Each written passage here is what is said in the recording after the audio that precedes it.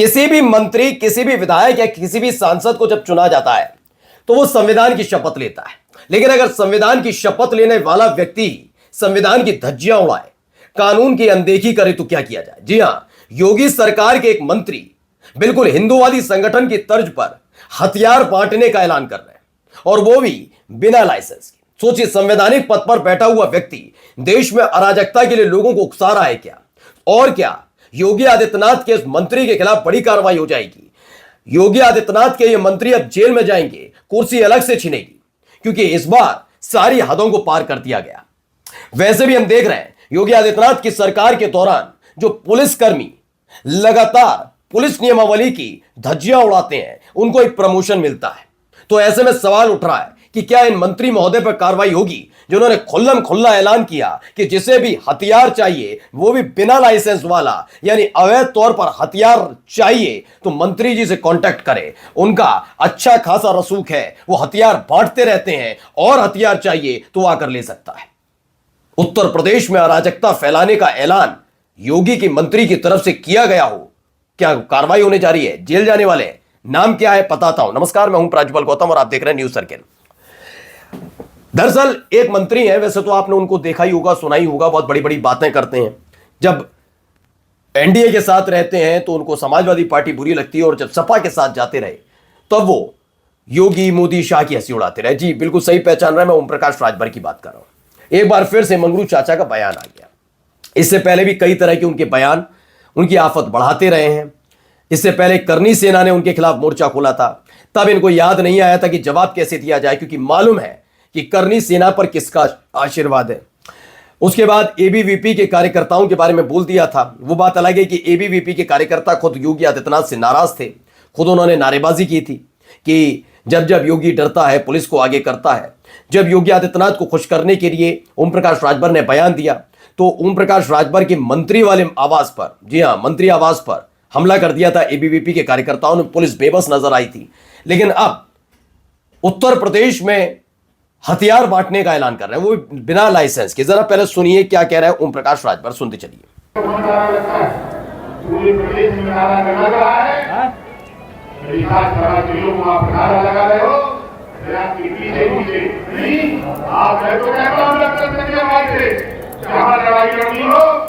हमको बता देना, हमारी फौज आगे आगे बिना लाइसेंस का हथियार लेकर आएगी। सुनिए। ठीक है ना? हथियार हमसे ले लेना बिना लाइसेंस वाला।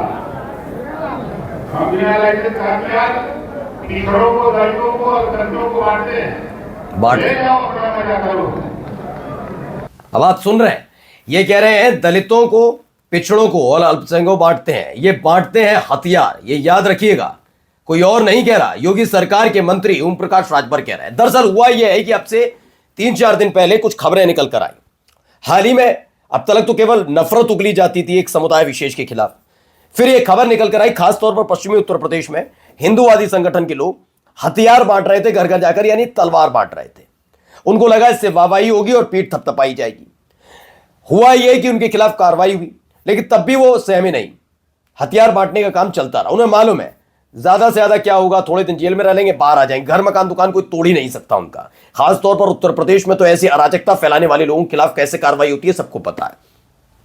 जब उन्होंने हथियार बांटे और उनके कुछ लोगों को पकड़ा तो यह भी बात कही जाने लगी कि उनके पास अवैध कट्टा, यानी कि अवैध बंदूक बनाने वाली फैक्ट्री, और वो ऐसे कट्टा बांटते रहते हैं। फिर लाठियां बांटी जाने लगी।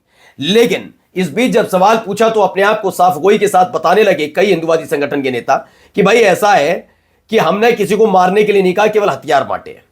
ठीक है, ये इस पर तर्क देने लगे। अब उसी तर्ज पर ओम प्रकाश राजभर आए। ओम प्रकाश राजभर ने, आपको हाल ही में पता है कि आरएसएस नाम से अपनी एक सेना खड़ी की है। जी हां, मैं उसका सम्मान इसलिए भी करता हूं, हर एक व्यक्ति अपने कैडर के हिसाब से काम करता है। मायावती कर चुकी हैं, क्यों अखिलेश यादव की पार्टी में भी अलग अलग संगठन बने हैं, बीजेपी भी ऐसी संगठन के साथ चलती है। तो अलग अलग बनते हैं, अलग अलग मोर्चे बनते हैं, उस हिसाब से उन्होंने बनाया, कोई बात नहीं। लेकिन किसी भी मोर्चे में इतनी हिम्मत और इतनी औकात और हैसियत नहीं होनी चाहिए, पूरी जिम्मेदारी के साथ बोल रहा हूं, जो ये कहे कि हथियार बांटे जाएंगे।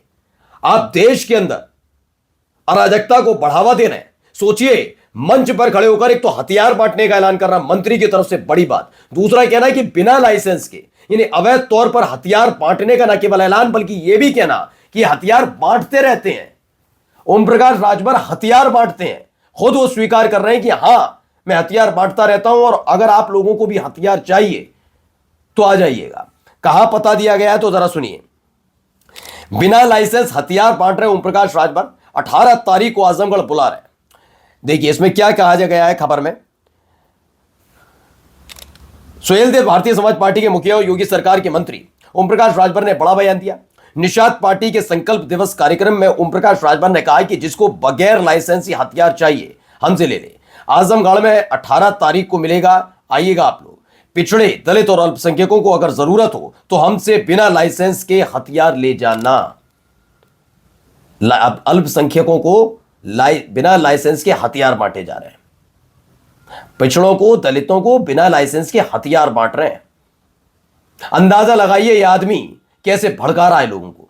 और ये किनके साथ है? एनडीए के साथ, बीजेपी के साथ। फिर भारतीय जनता पार्टी अगर ये कहे कि कहीं कुछ हुआ और मुसलमानों के घर से हथियार बरामद हुए तो जिम्मेदारी किसकी होगी? क्या अपने इस मंत्री के खिलाफ कार्रवाई कर पाएंगे योगी आदित्यनाथ? क्या पहली फुर्सत में ऐसे व्यक्ति को जेल की सलाखों के पीछे नहीं होना चाहिए अगर इनके दावे में दम है? क्योंकि इनके लिए कहा जाता है लफाजी बहुत करते हैं, लेकिन अगर लफाजी भी करते हैं तो मंत्री पद छोड़ते हैं। क्योंकि संवैधानिक पद पर बैठकर अगर आप ये कहें अरे भाई हम तो हथियार बांटते हैं, अगर यही ऐलान कोई दूसरा कर दे तो अब तक पुलिस भी पहुंचेगी, मकान दुकान भी टूटेगा।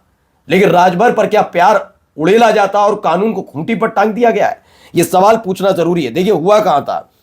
निषाद पार्टी के राष्ट्रीय अध्यक्ष संजय निषाद ने कहा कि हमारा समाज ये बहुत के अभी तक बेहोश था, अब होश में आ गया है, घर घर ये वो तमाम चीजें वो कह रहे थे अलग अलग जातियों में।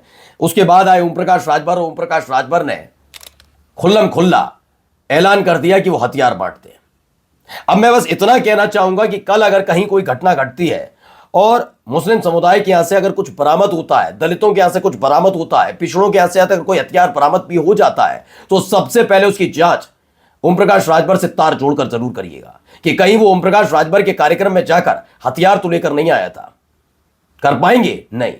उसमें आम जनता को ही भ्रमित किया जाएगा। दरअसल अखिलेश यादव ने जब से पीडीए का फॉर्मूला दिया है जिसमें पिछड़ा, दलित और अल्पसंख्यक और आदिवासी हैं, तब से पूरे एनडीए में हड़कंप है। वो जानते हैं ए का मतलब अल्पसंख्यक या आदिवासी जो भी है वो बीजेपी के साथ नहीं आएगा, तो उनके लिए ऐसे लोगों को लगाया गया है और उनको भड़काकर यह सारा खेल किया जा रहा है। सोचिए क्या क्या हालात बन गए। अगर यही बयान आप थोड़ा सा आंखें बंद करके सोचिए अखिलेश यादव ने दे दिया होता, बीजेपी का एक से एक अव्वल नेता इसे अराजकता को बढ़ावा देने वाला बता रहा होता, छाती पीट रहा होता, लेकिन अब हिम्मत नहीं हो पा रही कि राजभर के खिलाफ कार्रवाई कर पाए। नमस्कार।